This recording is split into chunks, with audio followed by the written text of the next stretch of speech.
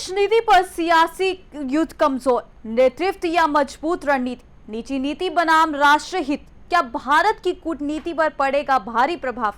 तो चलिए इस वीडियो में हम आपको बताते हैं, लेकिन उससे पहले स्वागत है आपका RN9 न्यूज पर। मैं हूं आपके साथ तमन्ना चौधरी।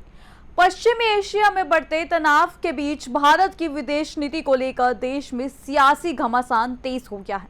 कांग्रेस सांसद राहुल गांधी ने पीएम नरेंद्र मोदी पर एक बार फिर तीखा हमला बोला है। विदेश नीति निजी हो गई है, पीएम कमजोर है, जो अमेरिका और इजराइल कहेंगे वही करेंगे, तो वही सरकार अपने रुख को स्पष्ट और मजबूत बता रही है। क्या है पूरा विवाद, देखिए ये खास रिपोर्ट। पश्चिमी एशिया में जारी तनाव के बीच भारत की विदेश नीति चर्चा के केंद्र में है। पीएम नरेंद्र मोदी ने संसद में भारत का रुख रखते हुए स्थिति को संतुलित और रणनीतिक बताया। सरकार का कहना है कि भारत अपने राष्ट्रीय हितों को ध्यान में रखकर हर फैसला ले रहा है, लेकिन विपक्ष इस दावे से सहमत नहीं। कांग्रेस सांसद राहुल गांधी ने पीएम मोदी पर सीधा हमला बोलते हुए कहा कि भारत की विदेश नीति अब प्रधानमंत्री की निजी विदेश नीति बन चुकी है। अगर प्रधानमंत्री की छवि कमजोर होती है तो देश की विदेश नीति भी प्रभावित होती है।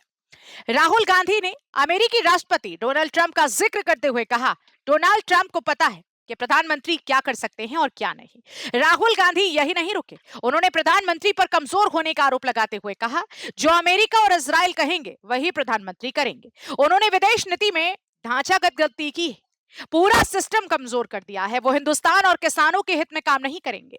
राहुल गांधी ने यह भी कहा कि ये स्थिति अब इतनी बिगड़ चुकी है कि इसे ठीक करना आसान नहीं है।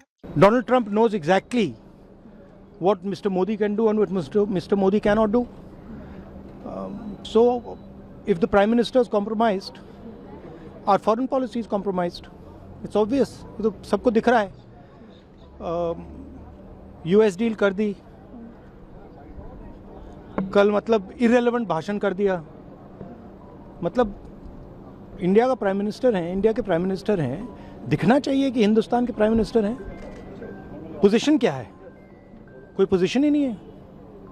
तो और दुख की बात है कि इसका नुकसान होगा लोगों को। अभी शुरुआत हुई है।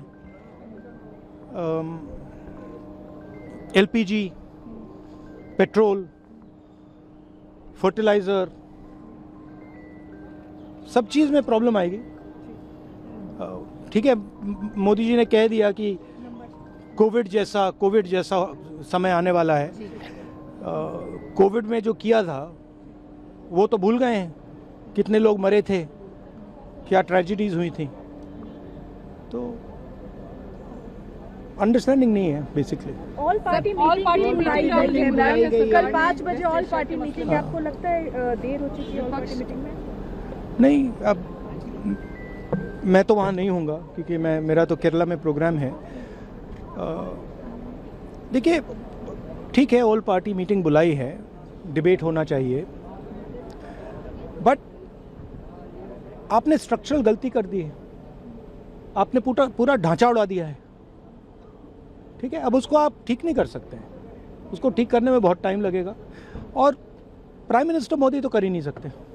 मैं आपको लिख के दे रहा हूँ, प्राइम मिनिस्टर मोदी जो अमेरिका कहेगा और जो इजराइल कहेगा वो प्राइम मिनिस्टर मोदी करेंगे। वो हिंदुस्तान के इंटरेस्ट में काम नहीं करेंगे, किसानों के इंटरेस्ट में काम नहीं करेंगे।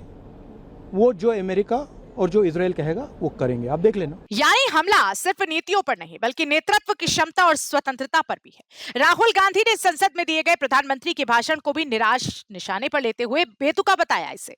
उन्होंने कहा कि स्थिति गंभीर है, लेकिन सरकार उसे सही तरीके से संभाल नहीं पा रही। राहुल गांधी ने चेतावनी दी है कि इसका असर आम जनता पर पड़ना शुरू हो गया है।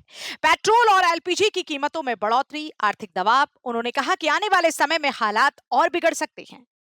एक तरफ सरकार अपनी विदेश नीति को मजबूत और संतुलित बता रही है, तो वहीं विपक्ष इसे कमजोर और निजी करार दे रहा है। क्या भारत की विदेश नीति पर राजनीतिक टकराव और बढ़ेगा या वैश्विक संकट के बीच कोई साझा रणनीति बनेगी? इस बीच राहुल गांधी ने 25 मार्च को होने वाली सर्वदलीय बैठक में शामिल न होने की बात कही है। उन्होंने कहा कि वे केरल में चुनावी कार्यक्रम के चलते बैठक में हिस्सा नहीं ले पाएंगे। फिलहाल सबसे बड़ा सवाल यही है, क्या विदेश नीति पर यह टकराव और गहराएगा और क्या इसका असर भारत की वैश्विक छवि पर पड़ेगा?